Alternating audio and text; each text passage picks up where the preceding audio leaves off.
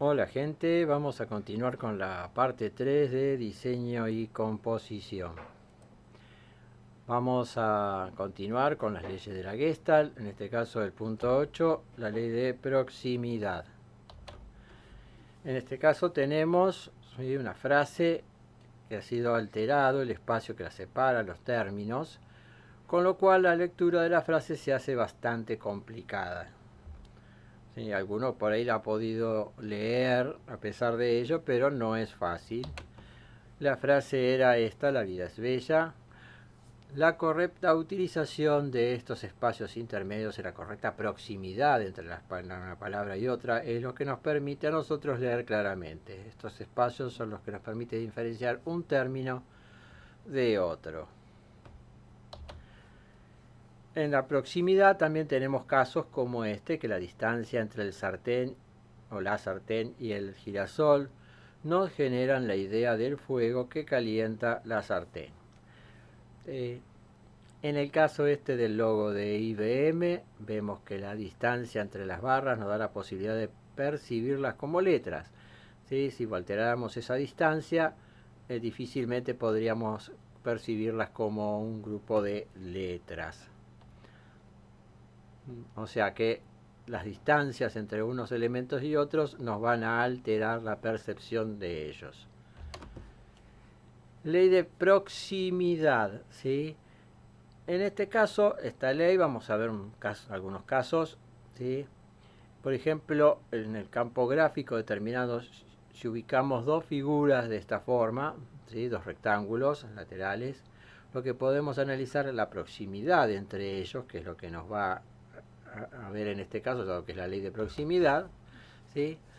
Como el espacio que las separa tiende a despegarse del fondo, constituyendo una nueva unidad visual. Y acá tenemos un ejemplo, esta publicidad de Bradesco, ¿sí?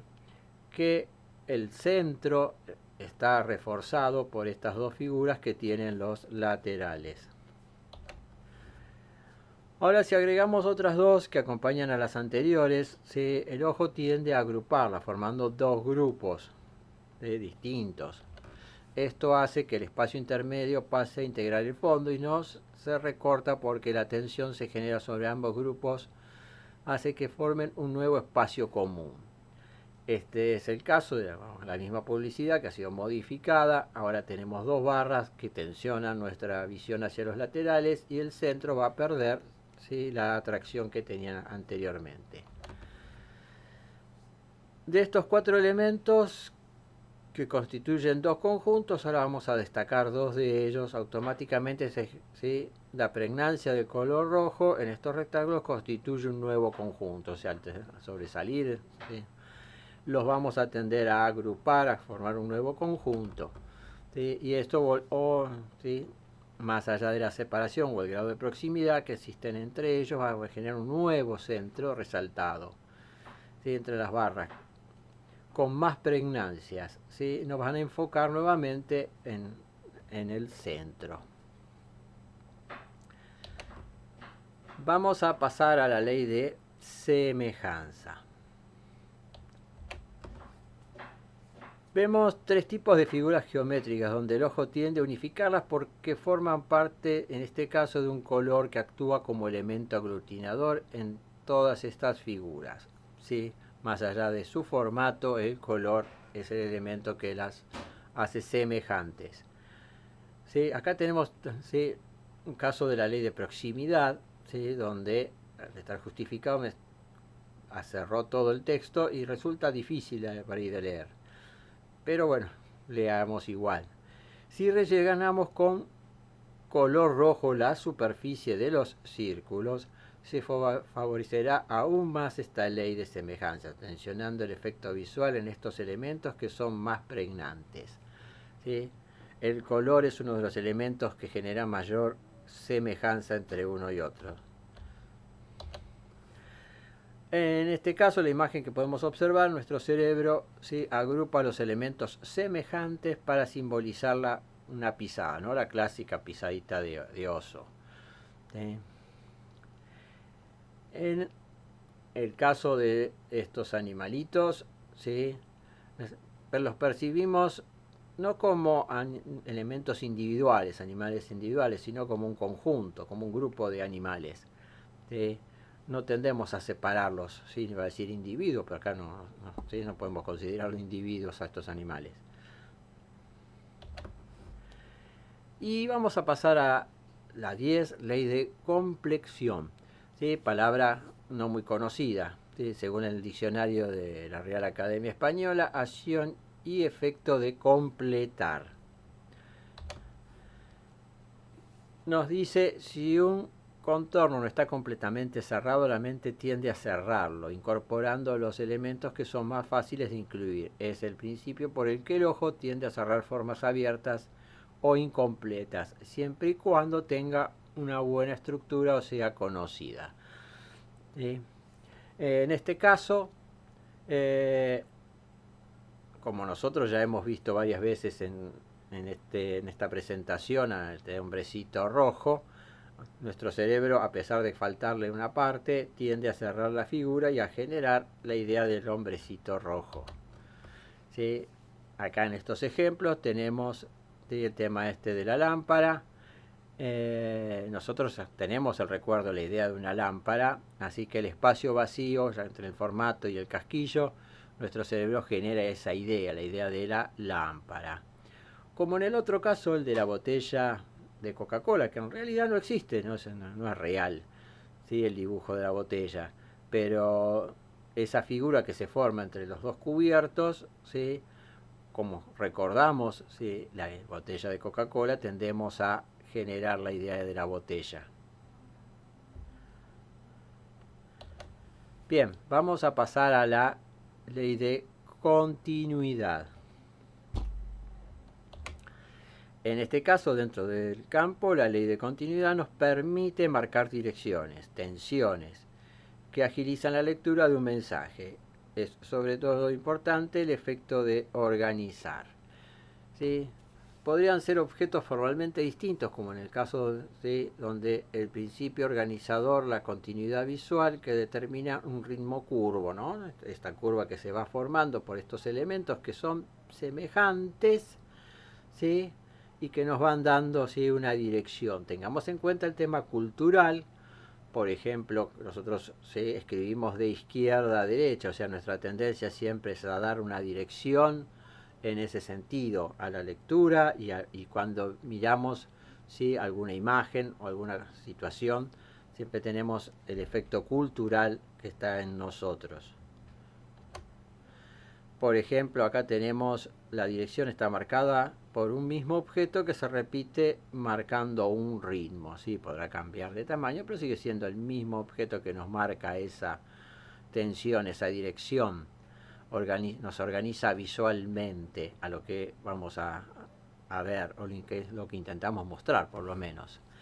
Tenemos algunos casos más complejos, que aunque los objetos guardan cierta similitud, no son iguales, y la dirección nos lleva a algo que nos quiere decir o mostrar.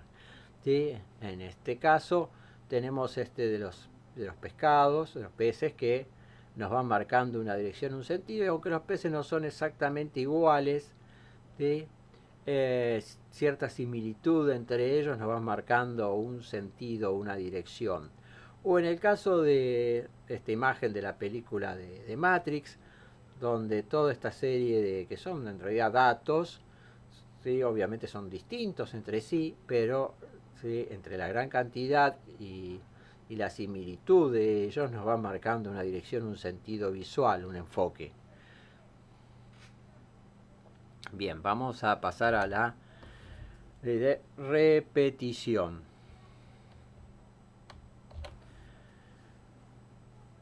El detalle que mantiene un patrón es que tendremos a agrupar para establecer figuras conocidas, buscando dar continuidad a elementos separados. ¿Sí? Nuestro cerebro tiende a juntarlos, ¿no? Ya hemos visto en otras leyes que básicamente nuestro cerebro trabaja en función a cosas conocidas, elementos. Las repeticiones se utilizan para generar patrones de distintos tipos. Incluso los elementos que se utilizan pueden ser varios o tener algunas alteraciones. Acá tenemos dos ejemplos donde ¿sí? Un mismo elemento en forma circular nos está generando un patrón, o varios elementos distintos, ¿sí? En la parte de abajo nos van a generar otro patrón más complejo inclusive. Y acá podremos analizarlo del patrón, si bien se cumplen también otros elementos en esta presentación de Coca-Cola. ¿Sí? Coca-Cola hace gala de utilizar prácticamente todo lo conocido a las leyes de la Gestalt. ¿Sí? También se representa el tema de la repetición, se repite la misma imagen para generar una idea, en este caso la idea de, supongo yo que una sonrisa, una dentadura, ¿sí? Aquí en el tema de la Coca-Cola, el patrón es la misma botella que va cambiando, ¿sí? De tamaño y con su ubicación. Y en el caso de los Beatles, ¿sí? Acá tenemos que se mantiene un patrón, se armó un patrón, y las figuras en realidad son todas distintas, pero a pesar de ser distintas mantienen cierta similitud entre ellas, ¿sí? Que hace que podamos agruparlas como un patrón. En este caso, al ser todas distintas, nos da un patrón más dinámico, que si fuesen todas iguales, ¿no? Vamos a pasar entonces a la ley de cierre. Y voy a aclarar acá, la ley de cierre se parece bastante a la de complexión, ¿sí? Donde nuestro cerebro tendía a cerrar imágenes que estaban abiertas. En la ley de cierre, ¿sí? La diferencia es que busca elementos puntuales, los cuales trata de transformar nuestro cerebro en una imagen conocida. En este caso, ¿sí? Si ubicamos 3 puntos como elementos aislados, ¿sí? Están definiendo una superficie triangular, ¿sí? La participación que generan estos 3 puntos en el espectador hace que se perciba, ¿sí? Una lectura individual donde nosotros podamos ver un triángulo ahí, en realidad, que no existe, ¿sí? Pero nuestro cerebro tiende a unir esos puntos para generar la idea del triángulo. En este caso, por ejemplo, la de las manchas, ¿sí? No hay un dibujo de un dálmata, pero las manchas entendemos a unir todas esas ideas para que nos genere la imagen, ¿sí? Que nosotros alguna vez debemos haber visto un dálmata, si no va a ser muy difícil que nuestro cerebro genere esa idea. Y acá tenemos una imagen interesantísima y realmente muy compleja y muy elaborada, que con distintos elementos los vamos uniendo, ¿sí? Para generar el rostro que se ve en el dibujo. ¿Sí? Realmente un trabajo, a mi punto de vista, muy, pero muy interesante, lograr la imagen del rostro a través de muchos elementos distintos. Y aquí vamos a hacer una pregunta, ¿sí? Les voy a dar un momento para que lo miren, ¿sí? Que puedan adivinar qué es eso. Veremos si lo han podido adivinar, ¿sí? Y veamos ahora, ¿sí? Si pudieron adivinar qué era eso que está ahí. ¿Sí? En el contexto que se encuentra, ¿sí? ¿Qué significado tiene eso que estamos viendo? Vamos a pasar. Y ahora tenemos la imagen real, ¿sí? Y ahora sí es más fácil percibir que esto es un juego con un movimiento muy particular en un parque de diversiones. Y esa idea, ¿sí? Esa posibilidad de contextualizarlo, ¿sí? De ponerle contexto a esto, contexto adecuado, ¿sí? Nos acerca al mensaje. Y el contexto, o sea, descontextualizado sería la palabra, ¿sí? Nos aleja del mensaje, salvo que querramos justamente eso, ¿no? O sea, el contexto es un tema importante en todo lo que trabajemos. El contexto nos acerca o nos aleja, ¿tá? Importante a tener en cuenta.